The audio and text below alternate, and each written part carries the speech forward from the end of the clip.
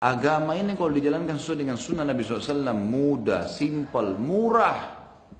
Murah. Coba kalau ada orang mati jalanin sunnah, coba. Kain kafan, urus jenazahnya, sholat di kubur. Nggak usah tunggu cucunya datang, anaknya datang, segala macam, tunggu. Kemudian dikubur, takziah 3 hari. Kita yang datangin bawain makanan. Nggak ada orang itu keluarin uang tuh.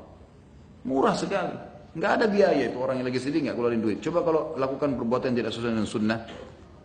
Proyek itu sekarang, proyek. 7 hari kematian itu proyek itu. 1 hari 1 juta, 7 hari 7 juta. Ini kebenaran harus dibilang. Ini fakta, saya ceritain kepada seorang ikhwah, dia cerita sama saya. Dia bilang, Ustaz saya alami sendiri. Waktu keluarga saya mati, saya tinggal telepon satu orang dengan gelar yang sudah masyhur di Indonesia, tidak usah saya sebutin. Baik, siapin aja 1 juta 1 hari. Nanti saya kirim orang saya ke sana. Proyek.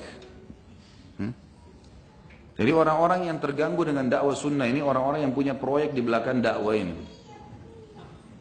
Terganggu kantongnya. Dia nggak pikir akhiratnya. Tanggung jawab di depan Allah SWT besar. Makanya segala macam fitnah disebarkan untuk orang-orang yang mendakwakan sunnah. Kemarin di Banjarmasin sudah dengar kan? Saya pergi sana, saya bilang sama panitia, kalau saya mau pengaji, saya pengajian tidak masalah. Kalau sampai saya mati itu ajal, tidak ada masalah sama sekali. Alhamdulillah urat takut saya sudah putus kecuali untuk Allah. Orang mukmin tidak akan takut kecuali kepada Allah. Ada tanda tangan kertas kemudian tiba-tiba mau diikutin. Kenapa mau diikutin? Saya warga negara Indonesia, saya bukan PKI. Yang disampaikan jelas. Kalau saya sembunyi-sembunyi teman-teman sekalian, tidak ada shootingan nih. Hampir 600 judul ceramah, Alhamdulillah semua diupload, bisa dilihat. Cari satu persatu. Kalau ada yang salah, berikan masukan kepada saya. Saya seorang muslim yang salah. Saya perbaikin, saya minta maaf kalau saya salah. Alhamdulillah, seorang mukmin jelas hidupnya. Gak ada neko-neko, benar-benar salah-salah. Selesai. Gitu kan? Di web ada alamat saya kok. Pengajian di Al-Fatah, masjid ini jam sekian, ada. Seluruh Jakarta ada, silakan hadir. Rujukan buku nih, judulnya jelas. Nggak ada sesuatu yang tersembunyi bagi saya. Apanya itu dibilang memecahkan umat, takfirilah. Kapan pernah saya kafirkan orang? Panitia sudah bingung, udah nggak usah Ustaz. Oke, nggak apa-apa kalau nggak usah. Tapi kalau antum mau suruh saya isi, saya datang. Biar saya jalan kaki ke masjid, saya bisa sana. Nggak ada masalah. Tapi saya lihat begitu sudahlah, simpang siur akhirnya berhenti. Ini dibumbuhin lagi sekarang. Hebat tuh Banjarmasin berhasil menolak Salafi, Wahabi, Takfiri, Khalid Basalamah. Banyak sekali gelar saya. Sudah tahu belum ada istilah transfer pahala? Kalau orang lagi fitnah, ceramah, sampaikan tentang antum sesuatu, dicaci maki, kan senyum aja. Senyum, Alhamdulillah, jazakallah khairan. Jazakallah khairan, ini transfer gratis ini. Silakan terus, lanjutin. Silakan. Nggak ada sesuatu yang aneh. Ya akhi, gereja lagi Natalan dijaga. Syiah dijaga. Ahmadiyah dipertahankan. Ahli sunnah sama ahli sunnah menyampaikan, disebarkan segala macam berita. Bagaimana itu? Tapi alhamdulillah, alhamdulillah ala kulli. Saya sampai redamkan jemaahnya, datang ribuan orang ke rumah yang saya diundang itu. Terus saya bilang, saya minta jemaah sekalian satu hal, antum habis ini bubar pulang.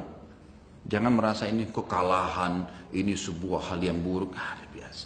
Kebodohan balas dengan kepintaran. Jangan kebodohan balas dengan kebodohan. Emosi jawab dengan kebijaksanaan. Keterpurukan akhlak jawab dengan kedewasaan. Kalau orang marah nih, dua-dua marah, dua-duanya saling bertengkar. Apa bedanya? Sama-sama jelek wajahnya, sama-sama jelek kata-katanya, sama-sama jelek perilakunya. Baik, kalau yang satu marah, yang satu diam. Bisa antum bedain enggak? Diam itu yang bijaksana. Kita kalau lagi dicaci maki oleh orang, lagi ada masalah teman-teman, ada 2 cara dalam Islam. Cara yang pertama adalah antum dengarkan saja sambil senyum karena transfer pahala sedang berjalan. Atau yang kedua, antum tinggalkan. Wa idza khatabahumul jahiluna qalu salama. Kau dicaci maki oleh orang-orang jahil, salam. Udah terserah kamu. Ngomong sampai capek, saya mau pulang. Kan ya? Terserah, ngomong sampai pagi. Habis kata-kata, terserah. Itu. Kata Nabi SAW, kalau dua orang saling mencaci maki, dua-duanya dapat dosa. Tapi kalau yang satunya diam, maka yang satu terus mendapatkan dosa sampai yang satu melawannya. Nah, keperkasaan bukan di situ. Keperkasaan itu hadapi Yahudi di Israel sana. Nah, itu. Ada orang-orang kafir, nah itu tunjukin tuh di situ. Bukan sesama muslim. Tidak ada yang perlu ditakutin sebenarnya. Alhamdulillah tidak ada yang perlu ditakutin. Orang yang makin kuat akidah seseorang, dia hanya makin takut kepada Allah Azza wa Jalla. Jadi kecil semua manusia ini, makhluk, tidak ada apa-apa. Tidak ada yang perlu ditakutin. Kalau ajal datang teman-teman, di ranjang kita tidur datang ajal. Atau kita lagi di kancah peperangan juga datang ajal. Sama saja.